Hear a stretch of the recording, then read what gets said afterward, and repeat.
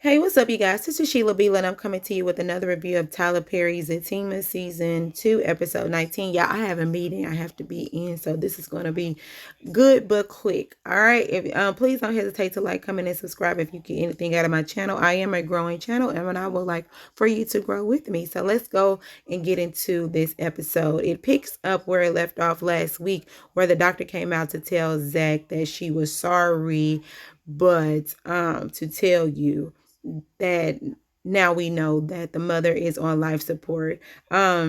She had a brain injury, or whatever the injury was. It caused severe damage to her brain, and she is brain dead, and she is on life support. And if she even were to even get better, then she wouldn't be able to just be on her own. She would have to be taken care of for the remainder of her years. And so Zach is devastated.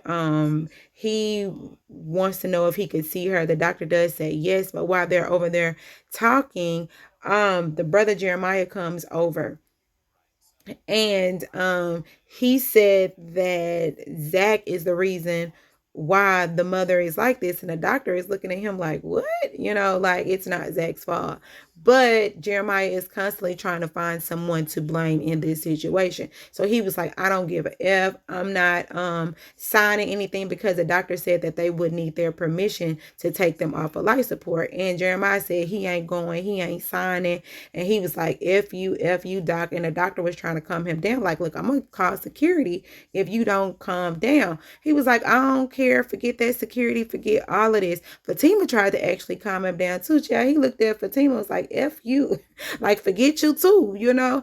And so he called her out of her name. And before Jeremiah knew it, it was a 1-2 hit a quitter, like boom, boom, boom. And really just a one boop, and he hit the floor.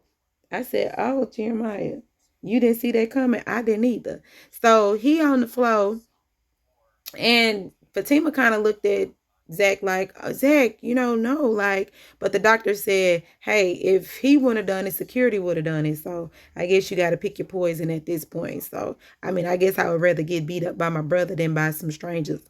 At least my brother may show a little more restraint. Even though when he hit Jeremiah, he was like, dang, Jeremiah, like, I wasn't even trying to hit you. Like, just act right. We ain't got to be doing this every single time. Like, this is the second time that I got into it in this hospital. But anyway, so after that, Jeremiah still laid out on the floor. Fatima and Zach goes in to go see their mother. I mean, well, Zach's mother. And Zach just looking at her like, dang, like all this time I've been carrying you around. I've been carrying you around. Like, but you've pretty much been selfish. Like, you chose the drugs over me. You chose everybody over me. He just wanted her to choose him. And now look, you're choosing this. Like, you don't even want to like fight. You didn't want to get help. You didn't want to do anything. So I guess this is what it is. And Zach was really sad about it, because he was just like, you know, all this time I really wanted her to love me, and he really doesn't know how to feel in this situation, because he he didn't have her throughout his life, and now he's in a situation to where I gotta choose whether to pull the plug on you or not. So that's a real hard situation. And so while they're in there and he's grieving his mom, the white lady come in. I guess she over finances. I really don't remember. But she comes in and she's like, she need to talk to Zach. Fatima is just like, no, you can talk to me. And she's like, who are you? Zach said, that's my wife. I said, okay, Zach, that's your wife. So they go out and they talk. She pretty much tells Fatima that the mom, it's in order to keep the mom on life support, it's like what, $36,000 or something to that effect. If even if to have surgery or whatever, it was like $36,000. But to keep her in the hospital, it's like $18, excuse me, $18,000 a night for her to even stay. So Fatima is just like, wow, that's a lot of money. Is there like anything that we can do? She was like, no. She said, well, Zach had already paid for one night, and then the lady was like, well, that check, it bounced, like it didn't go through. And Fatima looking like, what? Like the check didn't go through? Like, that's crazy. And the lady still saying, oh, I'm sorry. I apologize. But, you know, I heard the nurses talking and they need that room. So y'all pretty much going to have to make a decision. Fatima just looking at her like, what? So really, you just want this money. As long as we giving you money, then you going to keep her here, because it didn't matter if you need the room or not. If I needed, if I had the money, then it wouldn't matter if you need the room. But now since you feel like we don't have the money, you really, really need the room. I guess whatever. So Fatima was like, girl, we gonna talk about it. We gonna have it handled, or whatever the situation is. So Fatima goes back into the hospital. I mean, and back into the room to talk to Zach. She said, don't worry about it. Everything is good. They just, kind of, you know, she was just talking about how much it costs every night to keep her here, and in regards to making a decision, is in regards to pulling the plug or whatever, making a decision. And Fatima was telling Zach how much it was going to cost. Zach was like, wow, man, like, it's like a rock and a hard place, pretty much. I love my mother, but I really don't know my mother like that. Like, I don't like that. I want to take care of my mom, but is it even worth me trying to keep her on life support, knowing that she just may die? I'm just wasting my money at this point.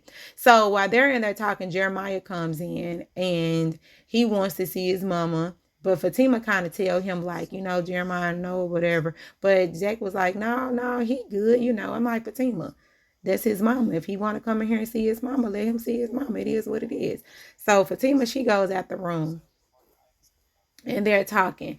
And Jeremiah pretty much still trying to blame Zach, you know, or whatever. But not just yet. It's going to happen in the next episode, in the next scene. Well, the next few scenes. So in this scene right here, you have Bryce. He comes over and he's very frustrated. He mad. He big mad.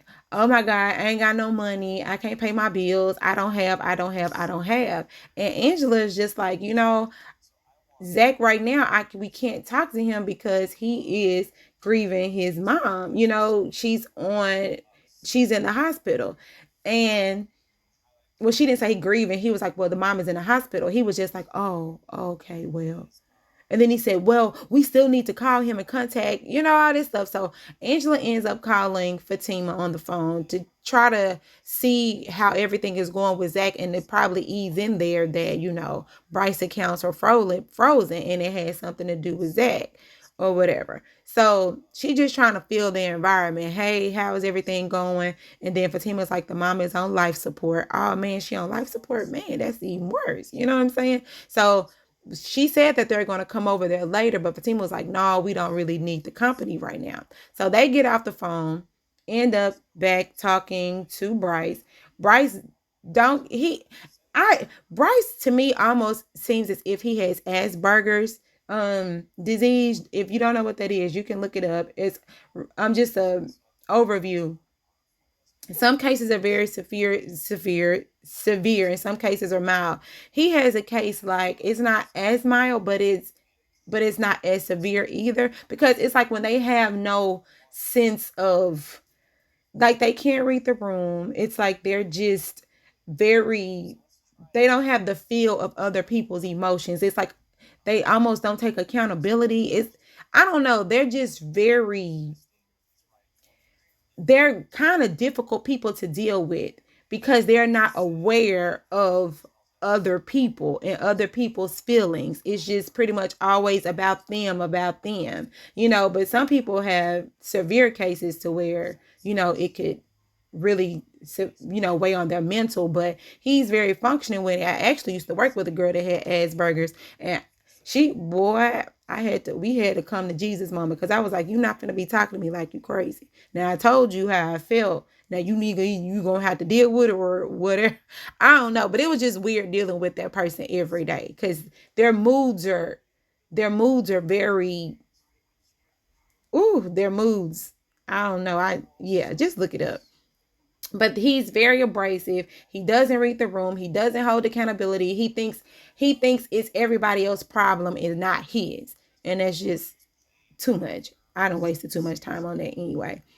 So, yeah, Jeremiah is back there, talking, grieving. And he's like, mom, mama. And, he said he loved his mom. And Zach is saying, you don't love your mama. You just want this chick, But Jeremiah, Jeremiah is saying, like, he ain't signing no papers. He ain't signing no papers. He said the doctors, all thing they want to do. He says, if we don't sign the papers, they have to leave her on life support. He said they just can't take her off life support because it's considered murder.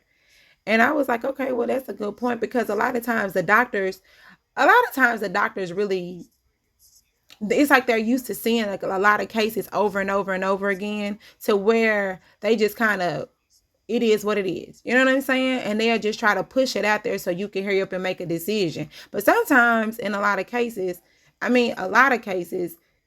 the brain kind of has to heal before you can show signs of things. But they said she was just completely brain dead. But I know somebody, they said that they was brain dead too, and they still living. So, I mean, it is what it is. But that's when Zach brings up, you just want her for the money, and all that stuff. And he was like, nah, that's my mama. I love my mama. It ain't just about no money. He's talking about, now you just trying to get that check. I already know. So that's pretty much what that conversation was about. So Fatima was in the hallway, of course, and she was, Tony and Nathan, they come in. And Tony and Nathan are very empathetic at this point. Thank you for calling me. If anything changes, please call me. You put my number in your phone. And Fatima said, I ain't got your phone number. So Tony gives her the number. And then before even that happened, Nathan was trying to apologize to Fatima as well, talking about, you a good woman. I'm glad that you was Zach and all that stuff. And so Fatima was just like looking at him like, whatever, your actions gonna have to show. That's what it is. And Nathan, then he ended up getting rude because Zach had been with a lot of girls. They can give good head. I'm like, what that? Anyway, Nathan, whatever. So Tony puts his number in Fatima's phone. Nathan said, you want to put my number in? She was like, no, I don't want you or your number. I don't want to talk to you. And I sure don't need your number. So that's pretty much how that was. They walk out. So the doctor comes back out, and just to let Zach know that Zach says, is there anything, have you done everything that you needed to do? And the doctor says, yes, we've done everything. We've run every test, and the brain is showing no signs. And so Zach is just like, oh my God. So do you think we need to pull the plug? The doctor said, that's not my decision. That's your decision to make. But we're going to need both signatures. It's not just on you. It's on you and your brother. So now he like, the brother ain't finna sign nothing. Yeah, he ain't going. So being that the brother ain't really trying to sign nothing, now they have a real decision to make. And then he said, well, what about, you got power of attorney? If you get power of attorney, then something can happen, but you ain't got power of attorney. So yeah. Now Zach is like, he just need to go home and change clothes and, I guess kind of regroup. And Fatima is going to go with him. And she's like, I'm with you. I'm here with you. We going to be together. And that's what it is. He was like, thank you. I'm really glad that you're going to come home with me. They get to the house. And at this point, I think Deja is the greeter. She greets everybody that comes outside. Everybody that comes to Zach's house, she needed to sign and say, hey, Deja, hey, my name is Deja. I'm your friendly neighborhood greeter. Because she sees everybody.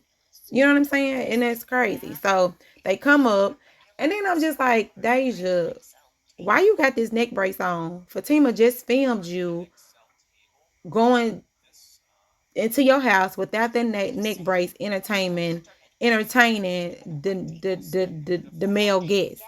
So I'm just like, what is going on with you? And then she gonna sit up and tell me we got on the same colors. I said, you know what, Deja? I cannot with you, and I will not with you with this neck brace on in this blue dress. Okay, whatever. So they go in the house and they're talking to each other, and Zach is just so happy. He's like, I'm happy you're here with me. I'm happy you made the decision to be back with me. So we good, we in, we good, we good. She was like, yeah, I'm not going nowhere, we in.